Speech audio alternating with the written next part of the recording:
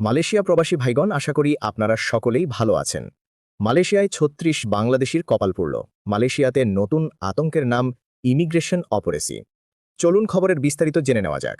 মালয়েশিয়ায় অবৈধ অভিবাসীদের বিরুদ্ধে চলমান ধরপাকড় অভিযান আরও জোরদার করেছে দেশটির অভিবাসন বিভাগ। দেশটির ভিন্ন দুটি রাজ্যে পরিচালিত পৃথক অভিযানে একদিনেই মোট ৮৪ জন অবৈধ অভিবাসীকে আটক করা হয়েছে।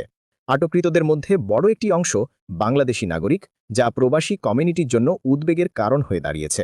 গত বৃহস্পতিবার স্থানীয় সময় অনুযায়ী জোহর এবং নেগেরি সেম্বিলান রাজ্যে এই অভিযানগুলো পরিচালনা করে আইনশৃঙ্খলা রক্ষাকারী বাহিনী। জোহর রাজ্যে অভিযান। জোহর রাজ্যের অভিবাসন বিভাগ জানিয়েছে, তারা গোপন সংবাদের ভিত্তিতে বৃহস্পতিবার তামান পেলাঙ্গি এবং তামান মোলেক এলাকায় বিশেষ অভিযান চালায়। এই অভিযানের নাম দেওয়া হয়েছিল অবস সেলেরা। অভিযানে বিভিন্ন দেশের মোট ৪৩ জন নাগরিককে আটক করা হয়। জহর রাজ্যের ইমিগ্রেশন পরিচালক দাতুক মোহাম্মদ রুশদি মোহাম্মদ দারুস জানান, আটককৃতদের বয়স ১৯ থেকে ৪৯ বছরের মধ্যে। এই ৪৩ জনের মধ্যে ইন্দোনেশিয়ার ১৭ জন, মিয়ানমারের ১৬ জন, নেপালের ৫ জন, ভারতের ৩ জন এবং পাকিস্তানের ২ জন নাগরিক রয়েছেন।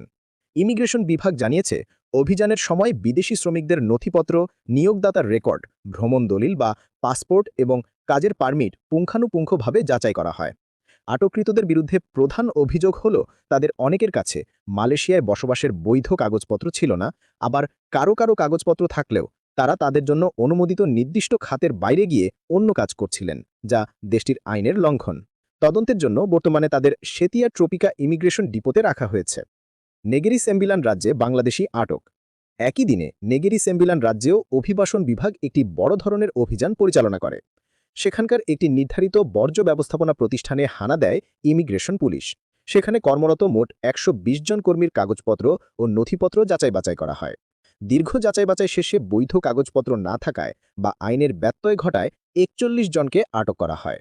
এই অভিযানে আটককৃতদের মধ্যে সবচেয়ে বেশি সংখ্যক বাংলাদেশি নাগরিক রয়েছেন। মোট ৪১ জনের মধ্যে ৩৬ জনই বাংলাদেশি। বাকিদের মধ্যে ৩ জন পাকিস্তানি এবং ২ জন নেপালি নাগরিক রয়েছেন। নেগেরি সেম্বিলান ইমিগ্রেশন পরিচালক কেনেথ তান আইকিয়াং জানিয়েছেন, আটককৃতদের অনেকের কাছে অস্থায়ী কাজের অনুমতিপত্র বা পারমিট ছিল। কিন্তু সমস্যা হল, মালয়েশিয়ার আইন অনুযায়ী একজন বিদেশি কর্মী শুধুমাত্র যে সেক্টরের জন্য, যেমন কৃষি, নির্মাণ বা প্লান্টেশন অনুমতি পেয়েছেন, তাকে সেই সেক্টরেই কাজ করতে হবে। কিন্তু আটককৃতরা অনুমোদিত খাতের বাইরে অন্য খাতে কাজ করছিলেন।